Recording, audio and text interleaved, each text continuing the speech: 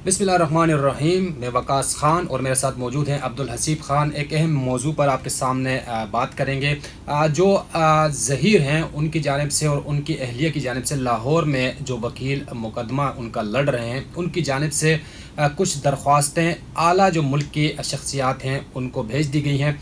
इनमें सदर मुमलिकत हैं आरिफ अलवी साहब, इसके साथ साथ दीगर जो लोग हैं, अहम लोग जो कि इस केस से यानी बराह रास्त या इनडायरेक्टली जो मुंसलिक हो सकते हैं, उनके नाम दरख्वास्तें दी हैं। अच्छा हसीब, ये बताइएगा कि दरख्वास्त क्या है, और 4 मुख्तलिफ लोगों को उन्होंने मेरे ख्याल से दरख्वास्तें भेज दी हैं, तो इस पर आप क्या कहेंगे, कौन कौन हैं और दरख्वास्त में मौक़िफ़ क्या अपनाया गया? बहुत शुक्रिया वकास। सबसे पहले तो बात करते हैं दरख्वास्तों पर। 4 आला शख्सियात को दरख्वास्तें भेजी हैं और उसके अंदर जो मतन है वो सिर्फ़ ये है कि चूँकि इस मुकदमे की वो वकालत कर रहे हैं एक फ़रीक की जानिब से, लिहाजा इस पूरे मामले में अब जो है वो उनको धमकी आमेज़ जो है वो धमकियाँ मिल रही हैं और उनको जान से मार देने की भी जो है वो बात की जा रही है।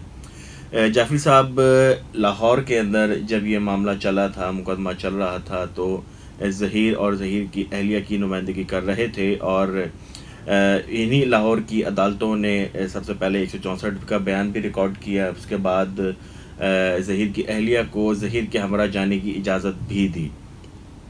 अब सूरत हाल ये है कि ज़हीर और उनकी अहलिया कराची में है, उनका मुकदमा जो मेन केस है वो भी कराची में चल रहा है, लेकिन इसके बावजूद जो लाहौर में उनके वकील हैं जाफ़री साहब, उनको जो है वो अब धमकियाँ मिल रही हैं और इस धमकियों के लिए उन्होंने एक तहरीरी तौर पर दरख्वास्तें जो है वो आला हुक्काम को अरसाल कर दी हैं।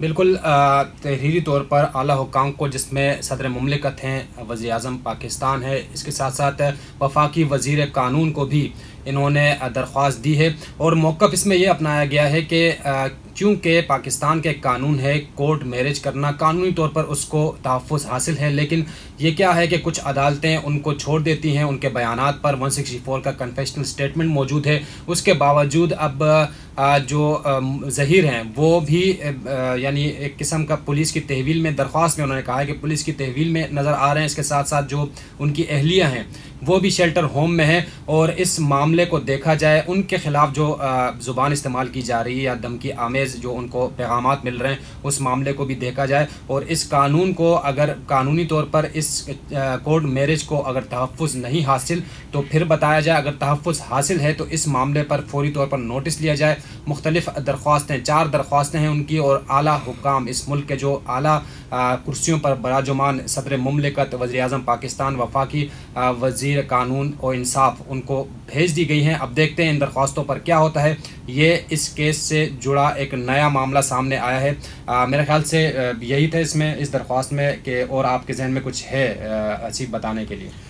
वकास के यहाँ तक तो बात हो गई, कुछ केस पे भी बात कर ली जाए। बिल्कुल, केस पर बात करते हैं। आज चूँकि जो दरख्वास्त लगाई थी मेडिकल के हवाले से, मेडिको लीगल के हवाले से, उस पर समाअत हुई है।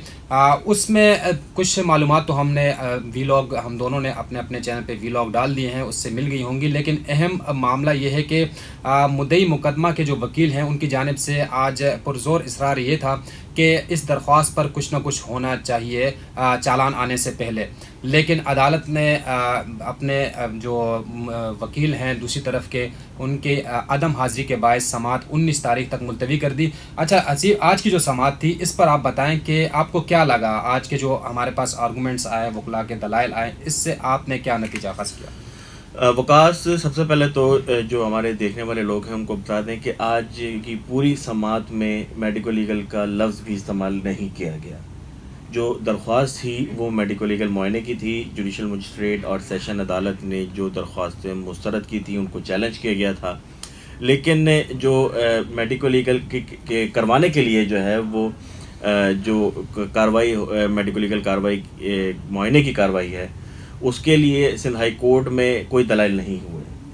इसरार उनका सिर्फ ये था कि मेडिको लीगल मुआयने की इजाज़त दी जाए बगैर किसी दलील के, बगैर दूसरे फरीक को सुने हुए। अदालत उनको जो है उनकी ख्वाहिश, उनकी डिमांड पूरी कर दे। और उन्होंने जो है वो इस अदालत से इस्तदा भी की कि उनको जो है वो मेडिकल की इजाज़त दी जाए, लेकिन चूँकि दूसरी तरफ का मौक़िफ़ आना बाकी था, इसलिए सिंध हाई कोर्ट ने ये मामला जो है वो 19 अगस्त तक रखा है ताकि दूसरे फरीक का उनकी दलाइल भी जो है वो सामने आ जाएं। अच्छा, आज एक तफ्तीशी अफसर की जानिब से एक नया हमारे सामने इंकशाफ आया है। वो कह रहे हैं कि जो ह्यूमन ट्रैफिकिंग की दफ़ात थी वो भी अब सुनने में आ रहा है, जो कि अदालत में आर्गूमेंट्स थे, अदालत में जो उन्होंने बयान रखा कि उसको भी हटा दिया गया। इस पर क्या कहेंगे आप? ये एक बड़ी पेशरफ्त नहीं नज़र आ रही है आपको इस केस में? अभी तो देखें, आगे आगे तो देखें अभी मज़ीद क्या क्या चीज़ें सामने आती हैं। इसी जिस तरीके से मुकदमे की इन्वेस्टिगेशन चल रही थी, चौथे तफ्तीशी अफसर पर भी अदम एतमाद की वजह यही है।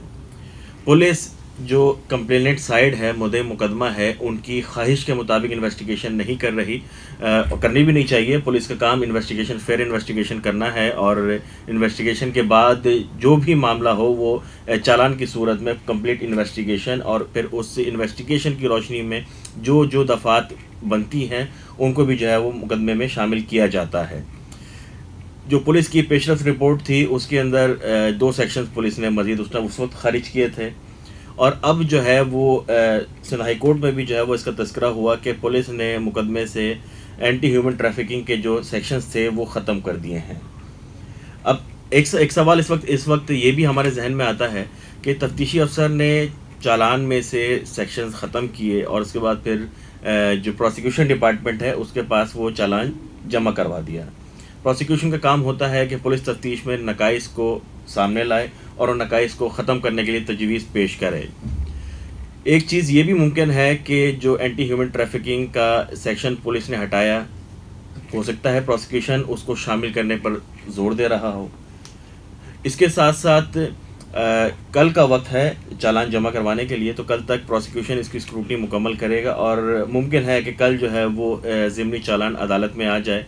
तो उस सूरत में जो है वो फिर अदालत के सामने एक डॉक्यूमेंट होगा, उसमें इल्ज़ामात होंगे, उसके तहत इन्वेस्टिगेशन के तहत सेक्शंस होंगे, और फिर हम ये समझते हैं कि इस केस का ट्रायल बाज़ाब्ता तौर पर शुरू होगा। जी बिल्कुल। इससे पहले भी एक C क्लास रिपोर्ट पुलिस अदालत में जमा करा चुकी थी, जिस पर बाद में यानी मुकदमा जो है आगे बढ़ा दिया गया, और मजिस्ट्रेट साहब ने अपने रिमार्क्स में ये कहा कि क्योंकि मुकदमा आगे बढ़ चुका है तो इससे ज़ाहिर होता है कि वो जो रिपोर्ट है पुलिस की जानिब से वो मुस्तरद की जाती है। लेकिन तफ्तीश जैसे जैसे आगे बढ़ रही है, चालान से पहले तक जो तफ्तीशी मराहिल थे उसमें अब तक हमारे ज़रा ये बता रहे हैं, और जो डॉक्यूमेंटेशन हो रही हैं इस मुकदमे में, लग यही रहा है कि कुछ भी नया नहीं आया, और वो जो पुरानी बातें थी वही सामने आ रही हैं, और नया कुछ भी पुलिस पुलिस ने बहुत की तफ्तीश की, बार बार जो मुबैना मुगविया हैं उनके बयानात लेने की कोशिश की, उनसे पूछा गया, लेकिन वही चीज़ जो शुरू दिन इस बात में सिंध हाई कोर्ट में जो कटहरे में खड़े होकर जो बयान दिया था और वहाँ से मुकदमे ने जो रुख इख्तियार किया था,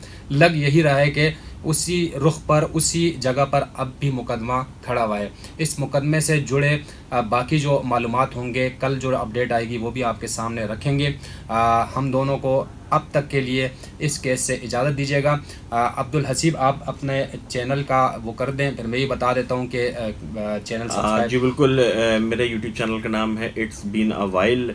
इस उन्वान से आप मेरा यूट्यूब चैनल सर्च भी कर सकते हैं, और अगर आपकी कोई अपनी राय का इजहार करना हो, कुछ सवाल करने हो, तो आप कमेंट में वो भी कर सकते हैं। जी वकास जी बिल्कुल, वकास खान ऑफिशियल मेरे चैनल का नाम है, और हम आपको अपडेट देते रहेंगे। अब तक की ये बड़ी अपडेट आपके सामने रखना थी, आज की जो कार्रवाई थी वो आपके सामने रखी, कल भी आपकी खिदमत में हाजिर होते रहेंगे। कमेंट सेक्शन आपके लिए हाजिर है, अपने सवालात रखिए, और अगर वीडियोस पसंद आती हैं तो अपने दोस्तों के साथ हम दोनों के चैनल पर जो मौजूद वीडियोस हैं उनको शेयर कीजिएगा। अपना बहुत सारा ख्याल रखिएगा। अल्लाह हाफ़िज़।